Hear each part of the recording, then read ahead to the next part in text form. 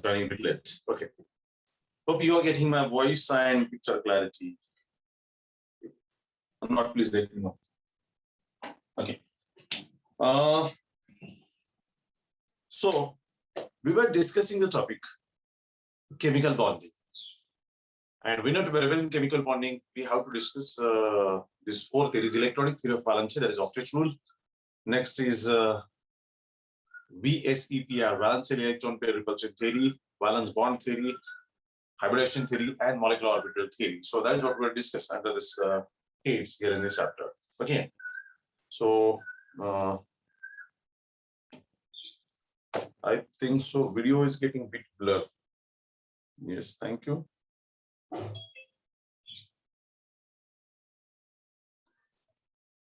Let me check that.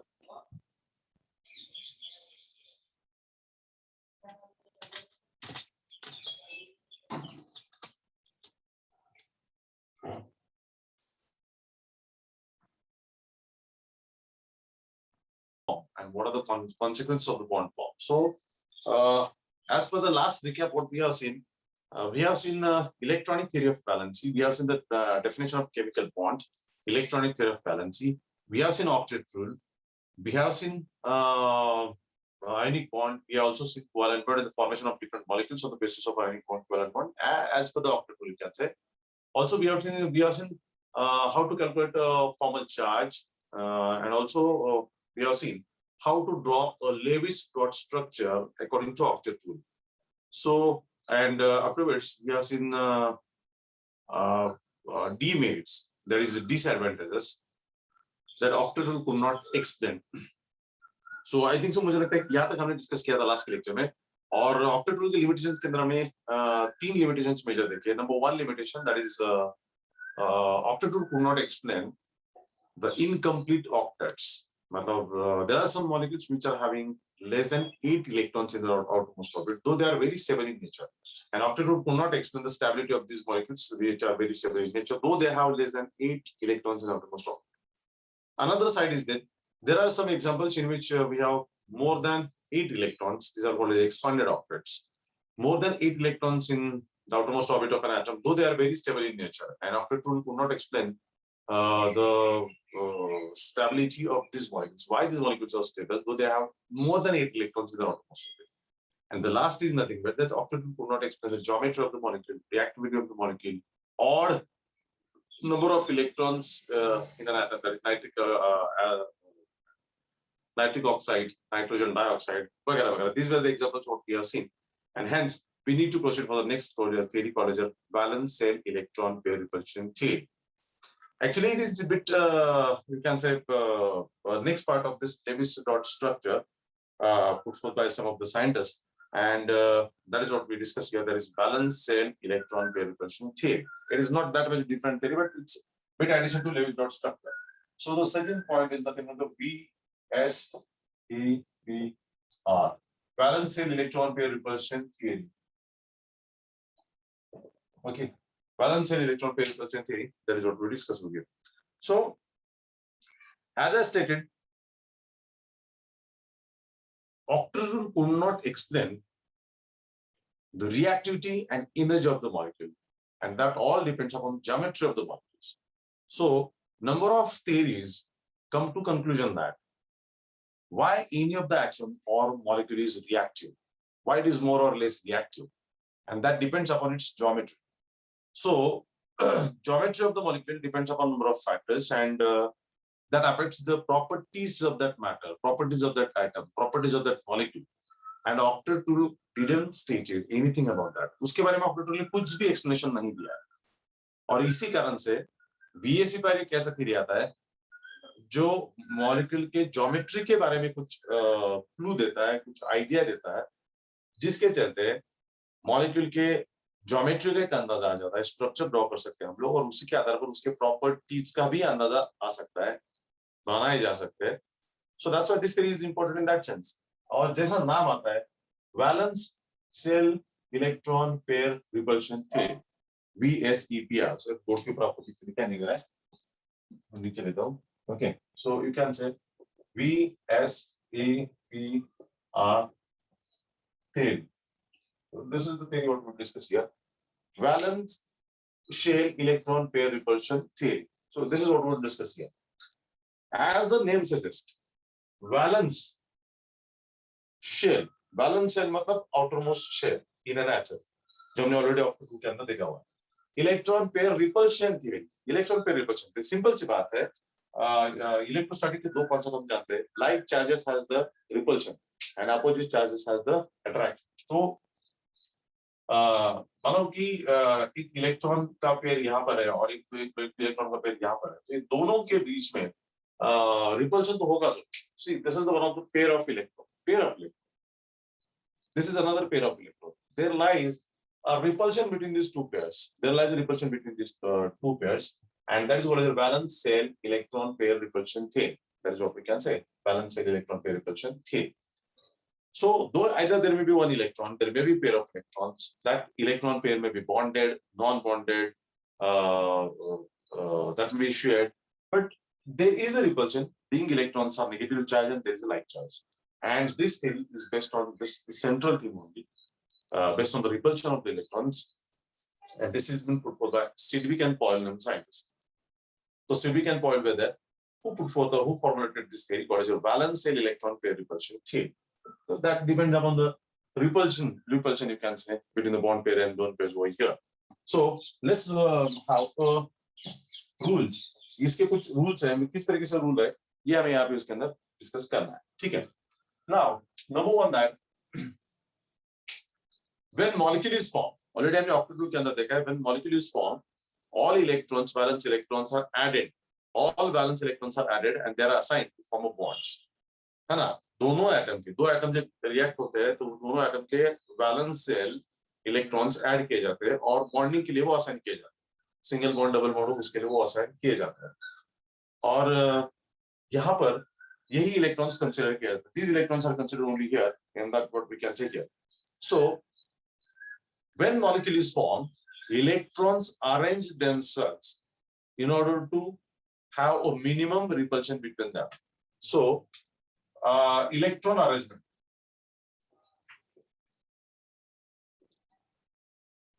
Electron arrangement इस तरीके से होता है in order to have a minimum repulsion.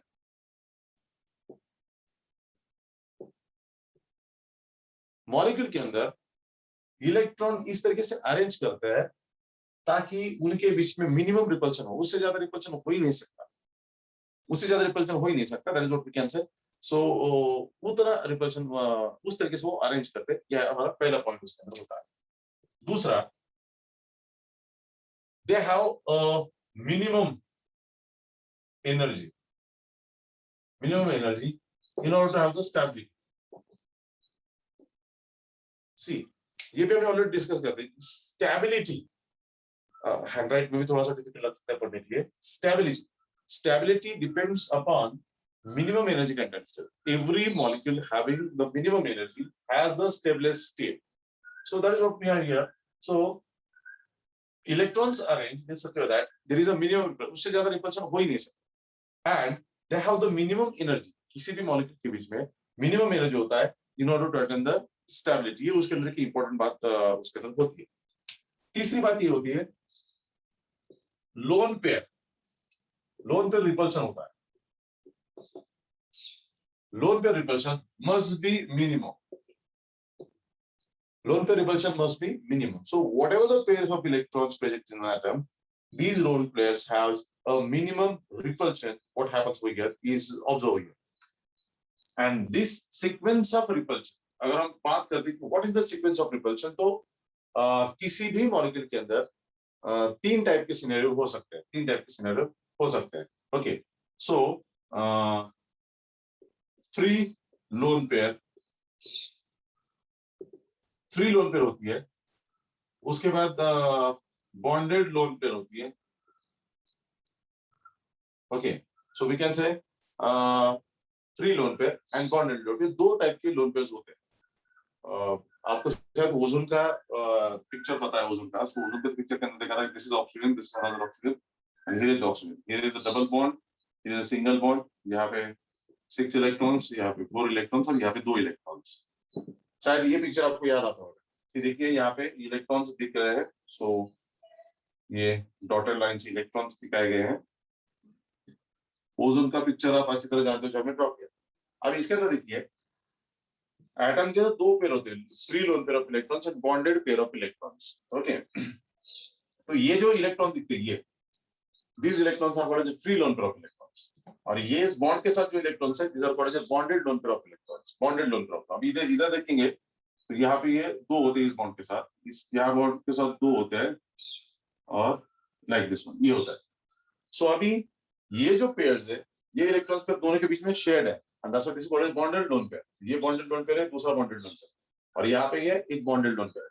तो हम ऐसा कह सकते हैं कि this is bonded lone pair and this is lone pair, non-bonded lone pair, non-bonded lone pair, ऐसा भी बोल सकते हैं आप। See, this is here। ये जो फ्री इलेक्ट्रॉन्स होते हैं उन्हें फ्री इलेक्ट्रॉन पेयर्स या फिर लोन पेयर्स ओनली कह सकते हैं, या फिर नॉन बॉन्डेड लोन पेयर्स कह सकते हैं, ऐसा हम कह सकते हैं। और बी जो होता है this is called as bonded lone pair. तो अब इस एटम के साथ this is a lone pair और नॉन बॉन्डेड लोन पेयर, और ये वाला बॉन्डेड लोन पेयर है, ये वाले बॉन्डेड लोन पेयर। इस ऑप्शन के साथ these are free lone pairs और these are bonded lone pairs. इस ऑप्शन की बात करते हैं तो these are non bonded lone pair, ये पहला पेयर है, दूसरा है, तीसरा है, और ये जो होता है बॉन्डेड लोन पेयर है। तो हर एटम के साथ कुछ फ्री लोन पेयर्स होते हैं और कुछ बॉन्डेड लोन पेयर्स होते हैं, ये होते हैं इसके अंदर। According to this theory, valence electron pair repulsion theory, सबसे ज्यादा रिपल्शन किस में होता है, सबसे ज्यादा रिपल्शन कौन से इसमें होता है, ये बहुत इंपॉर्टेंट की पॉइंट है। That is lone pair. Lone pair has greatest repulsion. Lone pair has greatest repulsion. Then lone pair, bonded pair. Then bonded pair. So अब देखिए this is the year। अब ये जो है here, एक लोन पेयर दूसरे lone pair को सबसे ज्यादा रिपेल करता है। So repulsion is maximum between first lone pair and second lone pair, which are free lone pairs. Then lone pair and bonded lone pair, then bond pair and bond pair। For example, आप देखिए इधर देखिए ये वाला electrons और ये वाला electrons, इसके बीच में सबसे ज्यादा रिपल्शन होगा। दिस इज फ्री, तो इनके बीच में सबसे ज्यादा रिपल्शन होता है ये वाला लोन पेयर, ये वाला और लोन पेयर ये वाला, सबसे ज्यादा रिपल्शन इनके बीच में होता है इस तरीके से। फिर दूसरा जो होता है कि ये लोन पेयर और ये bonded lone pair. So this is the lone pair and this is a bonded lone pair. तो lone pair bonded lone pair इनमें उससे कम होता है। और फिर ये देखिए ये और ये, that is bonded and bonded lone pair सबसे कम होता है। सो कौन से पेयर में सबसे ज्यादा रिपल्शन होता है, इसकी जब बात आती है तो सीक्वेंस ये होता है, लोन पेयर रिपल्शन सबसे ज्यादा होता है, then the lone pair bond pair होता है, देन सबसे लीस्ट होता है बॉन्ड पेयर में होता है। So this is what we get here. तो इस तरीके से हम देखते हैं valence electron pair repulsion theory. तो सिंपली एक बात इंपॉर्टेंट याद रखिएगा कि valence electron pair repulsion theory as the name suggest based on valence electron pair का रिपल्शन। किसी भी मॉलिक्यूल के अंदर, किसी भी एटम के अंदर जो वैलेंस इलेक्ट्रॉन होते हैं उसके पेयर के रिपल्शन पर बेस्ड होता है ये थ्योरी। एंड इसीलिए हमने देखा कि this rules, number 1, electrons arranged in a molecular structure that so has to have the minimum repulsion. तो इतना दूर जाते हैं कि उससे ज्यादा रिपल्शन हो ही नहीं सकता। They have the minimum energy in order to attain the stability, whether they arrange or molecule has. And then the lone pair repulsion is there, which is a minimum, and the sequence of lone pair repulsion is this. It has a free lone pair of electrons, yes, free electrons, lone pair of electrons. Vaishnavi, please mute your sound. Vaishnavi Bore.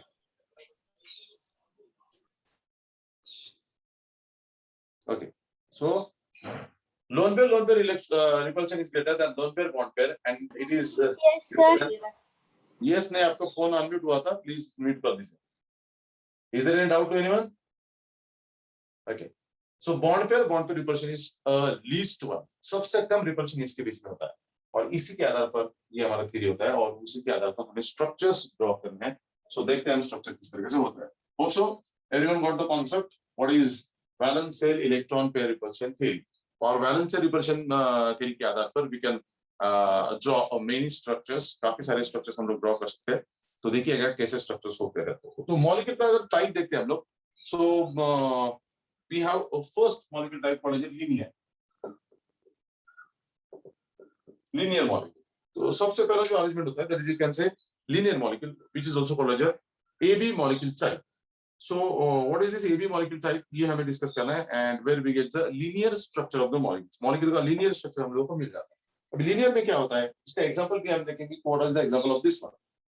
BCl2 का example दिया था आपको। BCl2 example BCl2 beryllium dichloride, जिसका structure हमने draw किया था, beryllium dichloride. इसमें होता क्या है, सी this is central beryllium, here is Cl and here is Cl, like this one. Okay, ये होता है इसका। Now here we get a linear structure. ये दो क्लोरीन है, इसके पास भी फ्री इलेक्ट्रॉन्स होते हैं, इसके पास भी फ्री इलेक्ट्रॉन्स होते हैं, because we have seen the Lewis dot structure. और बेरिलियम के पास जो इलेक्ट्रॉन्स होते हैं वो 4 इलेक्ट्रॉन्स होते हैं, ये हमने स्ट्रक्चर में देखा है, BF2 या BCl2 मॉलिक्यूल देखा होगा आपने। सो बी के बाद ये क्लोरीन इस तरीके से दूर जाते हैं, एक दूसरे से दूर जाते हैं, ताकि इनके बीच का बॉन्ड एंगल हो 180 degree. This bond angle is 180 degree, 180 degree, and this becomes a BCl2 molecule. So BCl2 molecule के अंदर क्या हमको स्ट्रक्चर मिलता है, जिसके अंदर this two atoms repel each other in such that so as to have the minimum energy, and we got a linear structure. इसके अंदर लीनियर स्ट्रक्चर मिलता है। हम इलेक्ट्रॉन ड्रॉ कर सकते हैं इलेक्ट्रॉन के हिसाब से।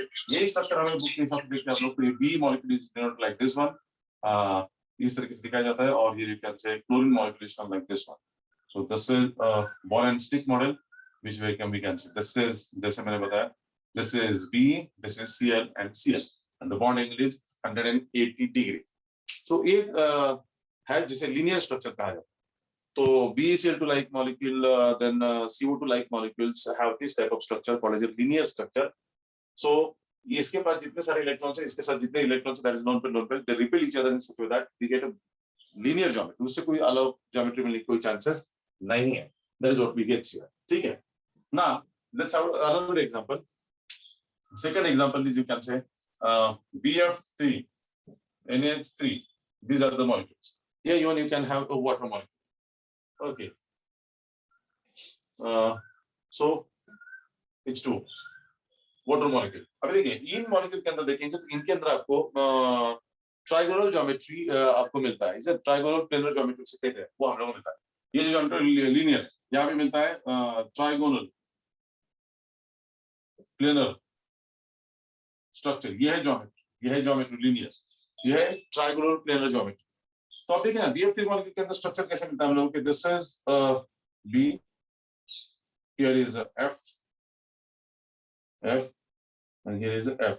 So F, F, F, and this is BF3 molecule. And this bond angle is 120 degree. इतना हमको मिल जाता है। So this is NH3 का भी मॉलिक्यूल का ऐसा होता है, बस बॉन्ड एंगल में डिफरेंस होता है।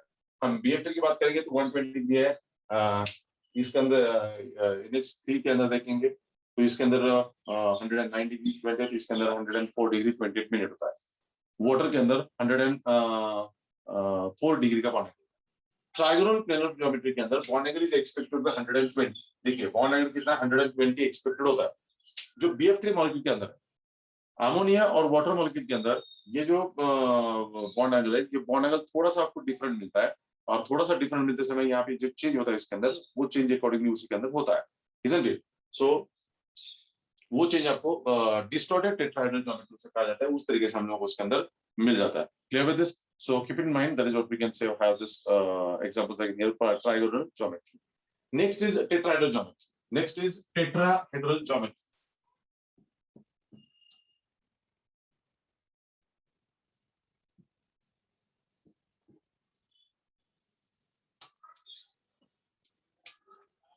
तीसरा tetrahedral geometry. Tetrahedral geometry is shown by methane molecule NH3 distorted tetrahedral उसे कहा जाता है। NH3 मतलब ये जो होता है that is you can say distorted, so you can say NH4 plus बोल सकते हो। Okay, NH4 plus one. This molecule shows tetrahedral geometry और distorted tetrahedral geometry. आप देखिएगा इसके अंदर this carbon has this plus, this is hydrogen, this is another hydrogen, this is another hydrogen and this is another hydrogen. मैंने बताया and bond angle is 109 degree 28 minute इतना आ जाता है. So इसके अंदर अगर देखेंगे हम लोग मीथेन मॉलिक्यूल का, तो दिस इज द कार्बन और ये हाइड्रोजन दिखा. अभी हाइड्रोजन के 4 बॉन्ड होने के कारण हाइड्रोजन इस तरीके से ऑर्गेनाइज करते हैं, एक दूसरे से हाइड्रोजन मैक्स दूर जाते हैं. कितना दूर जा सकते हैं? सो 109 डिग्री 28. किसी भी दो बॉन्ड के बीच का आप एंगल देखिएगा 109 डिग्री 28 मिनट आपको मिल जाता है. सो ये होता है. And tetrahedral structure of the methane molecule is a stable state because this is the minimum energy content state. Minimum energy content state होता है. तो according to rules of VSEPR rule के हिसाब से इनके बीच का रिपल्शन मैक्सिमम होना है एंड उनके बीच का बॉन्ड एंगल जो है, द स्टेबिलिटी जो है टेट्राहेड्रल ज्योमेट्री के कारण मिनिमम एनर्जी कंटेंट स्टेट होता है, that is the stable state. ये होता है. बट अभी NH4+ के अंदर देखेंगे तो lone pair of electron extra है, तो this bond angle become decreases to 170. और वाटर का डिस्टॉर्टेड टेट्राहेड्रल ज्योमेट्री जिसके अंदर ये बॉन्ड एंगल 104 तक आ जाता है वाटर के अंदर. अभी वाटर के अंदर ऐसा क्यों आता है उसका भी रीजन आप देखिएगा. अगर हम ऑक्सीजन की केस देखते हैं, वाटर की केस, तो वाटर का स्ट्रक्चर ऐसा है H2O, that is you can से ऑक्सीजन हियर H और हियर H. कैसा होता है? अभी ये बॉन्ड होते समय हाइड्रोजन ने एक इलेक्ट्रॉन शेयर कर दिया. आप देखिएगा इधर मैं ड्रॉ करना चाहूंगा बड़ा स्ट्रक्चर. ये है, this is hydrogen and this is another hydrogen. So this is the shared pair of electron, hydrogen and oxygen. Hydrogen and oxygen. This is the shared pair of electrons. उसके अलावा इस oxygen के यहाँ पे ये दो लोन पेयर ऑफ इलेक्ट्रॉन्स होते हैं. दो लोन पेयर ऑफ इलेक्ट्रॉन्स होते हैं क्योंकि ऑक्सीजन के आउटरमोस्ट में 6 इलेक्ट्रॉन्स होते हैं. ऑक्सीजन के आउटरमोस्ट में 6 इलेक्ट्रॉन्स होते हैं. उसमें एक इलेक्ट्रॉन यहाँ पे शेयर किया था, एक यहाँ पे शेयर किया था. 2 इलेक्ट्रॉन चले गए, बचे 4 इलेक्ट्रॉन्स इस तरीके से. तो अभी ये 4 इलेक्ट्रॉन्स का स्ट्रक्चर हम थोड़ा ऐसा निकाल सकते हैं. ओके, ये एक इलेक्ट्रॉन का पेयर है जो यहाँ पे, और एक इलेक्ट्रॉन का पेयर जो यहाँ पर है, लाइक दिस, इस तरीके से. सो VSEPR थ्योरी के हिसाब से देखते हैं तो वाटर मॉलिक्यूल के अंदर this is loan pair of electron which is non bonded, this is loan pair of electron which is non bonded having maximum repulsion. This is loan pair of electron bonded, this is loan pair of electron bonded having lowest repulsion. तो ये एक दूसरे को ज्यादा repel करते हैं और एक दूसरे को कम रिपेल करते हैं. सो बॉन्ड एंगल ये लोन पेयर के कारण थोड़ा डिक्रीज होता है, प्रेस किया जाता है. Bond angle decreases to 104. जो 109 डिग्री बॉन्ड एंगल एक्सपेक्टेड था टेट्राहेड्रल ज्योमेट्री के अंदर, वो इस मॉलिक्यूल के अंदर हम लोगों को 104 डिग्री मिलता है. रीजन क्या है? Presence of 2 loan pair of electrons. तो इसका एक्चुअल स्ट्रक्चर देखेंगे हम लोग यहाँ पे. हियर इसी तरीके से टेट्राहेड्रल ज्योमेट्री बनता है. This is the oxygen, this is first loan pair of electron, this is another lone pair of electron, and this you can see here hydrogen, and this is another hydrogen. And here bond angle decreases to 104 degree 28 minutes. And this is called as distorted tetrahedral geometry. अब देखिएगा कि दोनों tetrahedral geometries हैं. Methane molecule का भी tetrahedral geometry मिलता है, ammonia का और वाटर मॉलिक्यूल का भी आपको tetrahedral geometry मिलता है. लेकिन फर्क है, मिथेन मॉलिक्यूल के अंदर सारे हाइड्रोजन है. ये हाइड्रोजन है, ये हाइड्रोजन, ये बॉन्डेड लोन पेयर है, ये भी बॉन्डेड लोन पेयर है, ये भी बॉन्डेड लोन पेयर है. तो सबके बीच का रिपल्शन एक जैसा होता है, और सबका रिपल्शन अगर एक जैसा होगा तो बॉन्ड एंगल 109 डिग्री 28 मिनट ही बन सकता है. उससे ज्यादा उससे कम हो ही नहीं सकता, बिकॉज सब इक्वली रिपेल होते हैं. और इक्वली रिपेल करेंगे तो 4 बॉन्ड जा कितने सकते, कौन सा स्ट्रक्चर फॉर्म कर सकते हैं. तो ये सारे सब्सटेंस और ये सारे बॉन्ड इक्वली रिपल्शन होने के कारण वही बॉन्ड तैयार कर सकते हैं, उतना ही बॉन्ड तैयार कर सकते हैं जो कि हम लोग इसके अंदर उसी तरीके से मिल जाता है 109 degree 28 minute. Hydrogen hydrogen hydrogen होने के कारण सारे bonded lone pair of electron से रिपल्शन एक जैसा. वाटर मॉलिक्यूल की बात करते हैं तो वाटर मॉलिक्यूल के अंदर 4 हम पेयर देखते हैं, बट ये 2 पेयर जो है वो non bonded lone pair of electrons है. ये 2 पेयर जो है ये bonded lone pair of electrons है. तो ये दोनों के बीच में जो रिपल्शन है वो ज्यादा होगा. इसमें और इसमें रिपल्शन ज्यादा होगा क्योंकि ये free lone pair of electrons है. इसमें और इसमें रिपल्शन थोड़ा कम होगा क्योंकि ये फ्री लोन पेयर है, ये बॉन्डेड लोन पेयर है. और इसमें और इसमें सबसे कम रिपल्शन होगा because it is bonded lone pair होता है. ये सबसे ज्यादा रिपेल नहीं करेगी, ये सबसे ज्यादा रिपेल करेगी, फिर ये करेगी और फिर ये सबसे कम करेगी. तो इसके कारण बॉन्ड एंगल डिफरेंट मिल जाता है, थोड़ा सा ये लोन पेयर के कारण कम हो जाता है. That becomes to 104 degree. मतलब why we get a distorted tetrahedral geometry in water molecule या फिर ammonia plus molecule, NH4+ molecule, is because of presence of lone pair of electron. इसमें भी इस नाइट्रोजन के ऊपर लोन पेयर ऑफ इलेक्ट्रॉन्स होता है, बट सिंगल होता है. इसके अंदर single loan pair of electrons होता है. सिंगल लोन पेयर के कारण बॉन्ड एंगल 107 डिग्री आता है. यहाँ पे दोन पेयर ऑफ इलेक्ट्रॉन्स फ्री है, इसके कारण बॉन्डिंग एंगल 104 होता है. So this is, you can say, how we can draw the geometries. There are many molecules whose geometry we can draw it. That is, you can say then जैसे हमने tetrahedral की बात की, हमने trigonal, bipyramidal, then octahedral, octahedral, biplanar. Like that, there are many geometries of we can do. This is according to valence bond theory. Sorry, this is according to VSEPR theory. Also, everyone got it. VSEPR theory बहुत easy है, जिसके अंदर हमने देखा VSEPR theory के कुछ postulates और ये formation of some molecules based on the VSEPR theory. Remember this? So let's move to next theory. So if there isn't any doubt to anyone, then move to next theory, that is, you can say, advanced theories.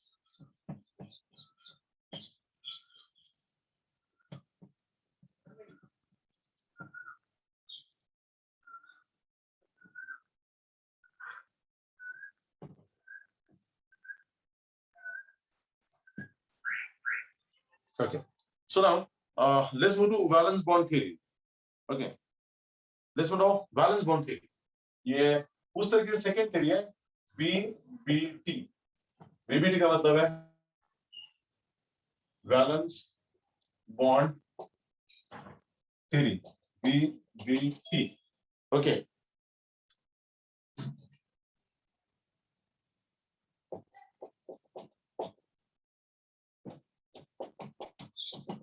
VBT, valence bond theory. So what is according to this valence bond theory? What is this valence bond theory? That is what we discussed. First हमने देखा how bond is formed. किसी भी दो atoms के बीच में जो bond तैयार होता है, उस बॉन्ड के बारे में ऑक्टेट रूल एक्सप्लेनेशन देता है, इलेक्ट्रॉनिक थ्योरी ऑफ बैलेंस देती है, एक्सप्लेनेशन देती है, जिसका ऑक्टेट रूल आउटकम है. और ऑक्टेट रूल आयनिक बॉन्ड और कोवैलेंट बॉन्ड को काफी अच्छी तरह डिफाइन भी करता है और एक्सप्लेन भी करता है. लेकिन उसके कुछ लिमिटेशंस हमने देखे. फिर उसके बाद ज्योमेट्री ऑफ मॉलिक्यूल के बारे में ऑक्टेट रूल ने कुछ नहीं कहा था, जो कि बहुत इंपॉर्टेंट पार्ट है, because geometry of the molecule decides the property of the molecules, and that's why हमने valence electron pair repulsion theory देखी. लेविट्स डॉट स्ट्रक्चर कैसे ड्रॉ करते हैं ये भी हमने देखा. तो Lewis dot structure, VSEPR theory, ये दोनों हमने देखे. फिर भी कुछ लिमिटेशन इस थ्योरी की है. एट द सेम टाइम जो मॉडर्न केमिस्ट्री आता है मैकेनिक्स का, उस केमिस्ट्री के हिसाब से कुछ नए टॉपिक्स हमारे सामने आते हैं, नए कुछ थ्योरीज हमारे सामने आते हैं जो कि मोर एडवांस थ्योरीज है. और उसमें से पहला थ्योरी है that is called valence bond theory, which is proposed by Hitler and London scientist. तो हिटलर एंड लंडन, वो हिटलर नहीं है जो कि हिस्ट्री में हुआ करता था, ये साइंटिस्ट हिटलर है और लंडन नाम के एक साइंटिस्ट है. दोनों ने मिलकर ये थ्योरी हमारे सामने रखी, that is balance bond theory. As the name suggests, valence bond theory, this theory has some certain limitations. And this theory is a very advanced theory which explains why and how bond is formed. Now, ये theory के भी postulates हैं, postulates of this theory. इस theory के भी postulates हैं. This theory has also postulates and is based on this one. जैसे कि हम बताएं कि structure of atom के अंदर cells हैं, nucleus हैं, and this is outermost orbital. This outer is called as valence shell. Okay. So ये theory valence shell के ऊपर ही based है. जैसे कि हमने देखा कि valence cells होते हैं, that is outermost shell is called as valence shell. और इसके अंदर फिर हम ये भी देखते हैं कि cells are divided by n, 1, 2, 3, 4 onwards. Then we have subcells. Subcells are divided by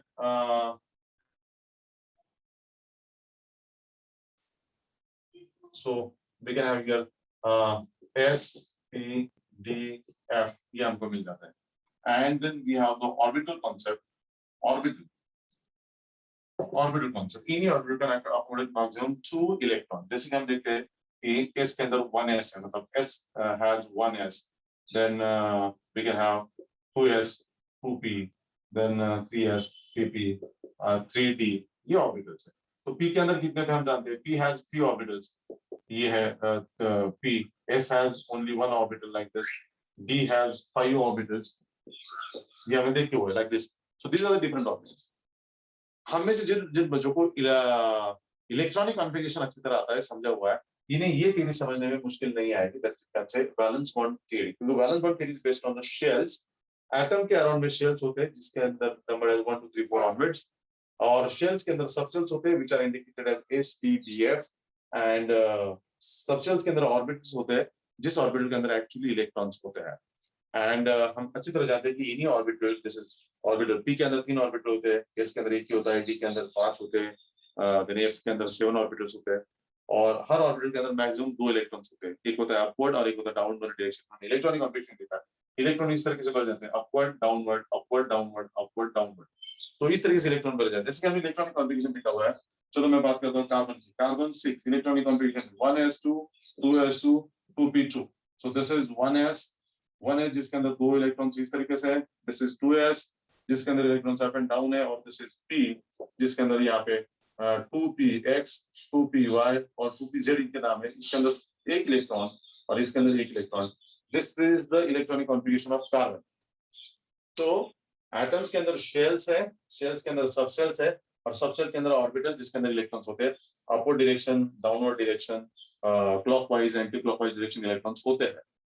और ये जो ऑर्बिटल्स होते हैं ये 2px 2py 2pz, p के अंदर 3 होते हैं, तो 2p के अंदर 2px नाम का है, 2py आएगा 2pz नाम का है, वैसे d के अंदर 5 होते हैं। सो हमने स्ट्रक्चर ऑफ एटम पे देखा, तो ये थोड़ा सा फंडामेंटल पार्ट है जो कि जरूरी है to get this very well valence bond theory. ये जो सेल्स सबसेल्स ऑर्बिटल्स होते हैं, खास करके ऑर्बिटल की बात करते हैं, वैलेंस बॉन्ड थ्योरी के सारे पोस्टुलेट्स वैलेंस बॉन्ड थ्योरी के ऊपर डिपेंड करते हैं, दैट इज इलेक्ट्रॉनिक कॉन्फ़िगरेशन के ऊपर डिपेंड करता है, तो यही उसका फाउंडेशन है। तो मैं आपको अभी सजेस्ट करूंगा कि आप आज की इसमें वो इलेक्ट्रॉनिक कॉन्फ़िगरेशन थोड़ा समझ लीजिएगा, ताकि हम कल के लेक्चर में बैलेंस बॉन्ड थ्योरी के पोस्टुलेट्स और उसके आधार पर मॉलिक्यूलर फॉर्मेशन डिस्कस कर पाए। Till then thank you much, bye bye, see you tomorrow.